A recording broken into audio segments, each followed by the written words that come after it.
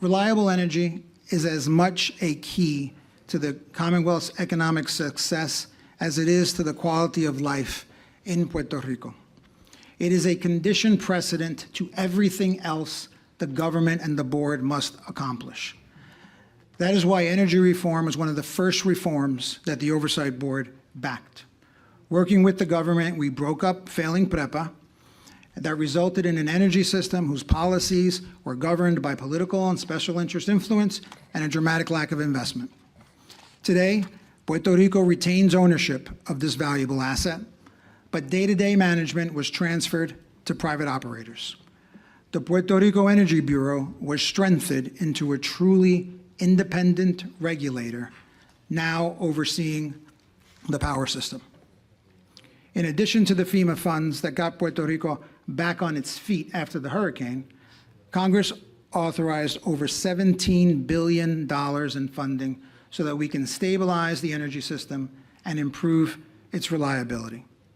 To date, not enough of those resources have been deployed, and as a result, we are operating with much of the same grid we had before we even started the transformation. Substantially, this is the same grid that failed the people during Hurricane Maria.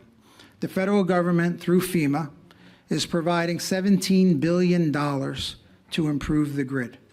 However, only approximately $1.2 billion of this federal money has been spent 7 years after Maria.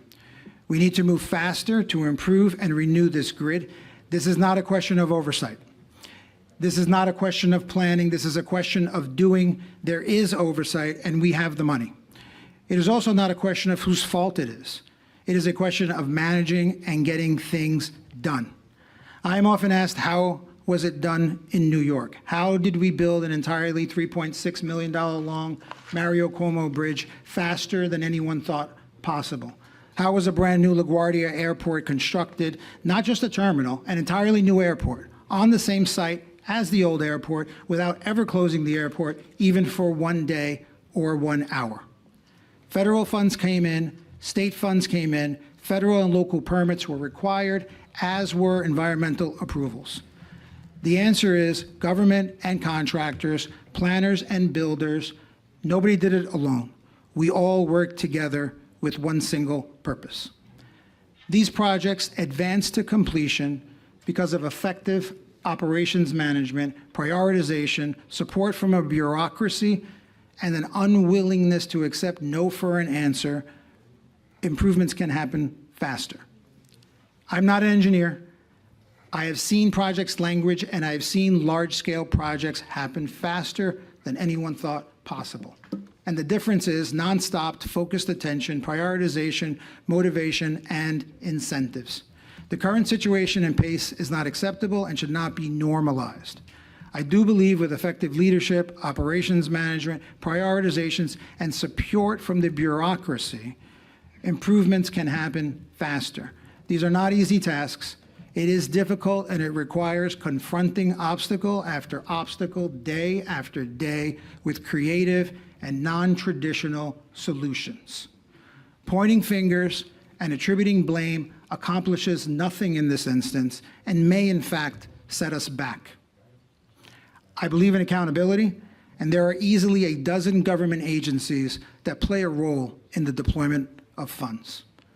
That is why the Oversight Board brought all the energy players together, our team and the government, LUMA and Genera, Core 3, P3 Authority, the Energy Bureau, FEMA, and the U.S. Department of Energy.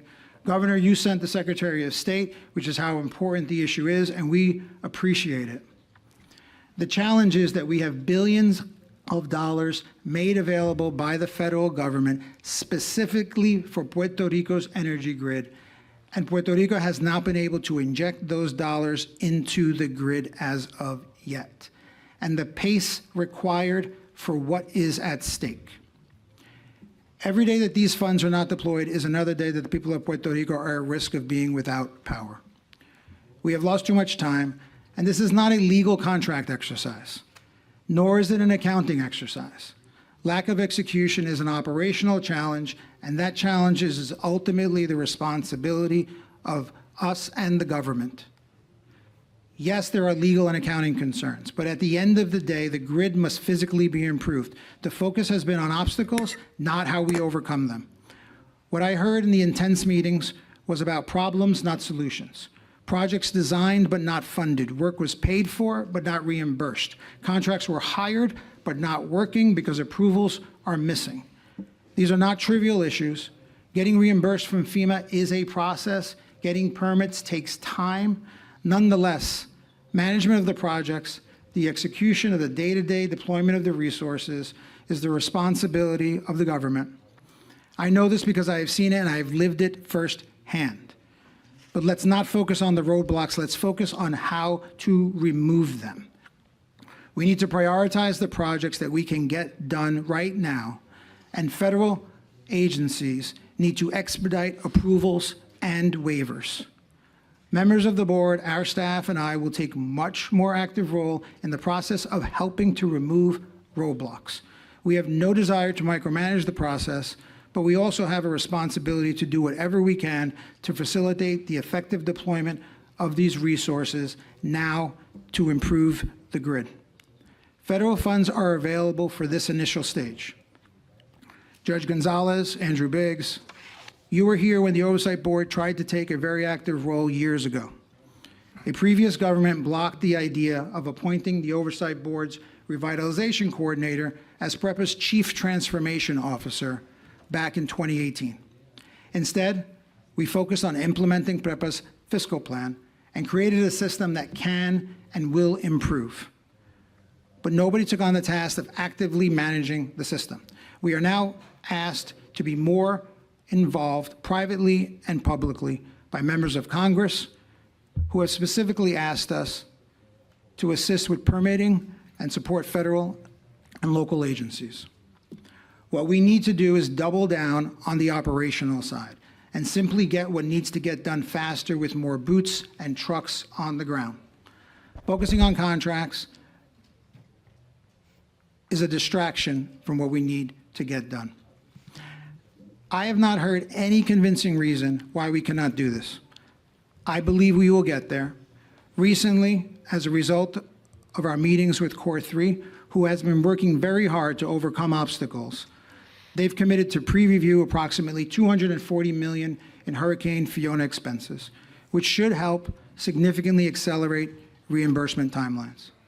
And more than a dozen other requests for reimbursement that were delayed because of additional clarifications that were needed or because there was missing documentation are now closer to moving forward. This includes helping the parties resolve a $21 million issue and dispute for work that was already completed to repair streetlights and certain other work orders. We anticipate these efforts and their impact on the energy restoration process will continue to expand.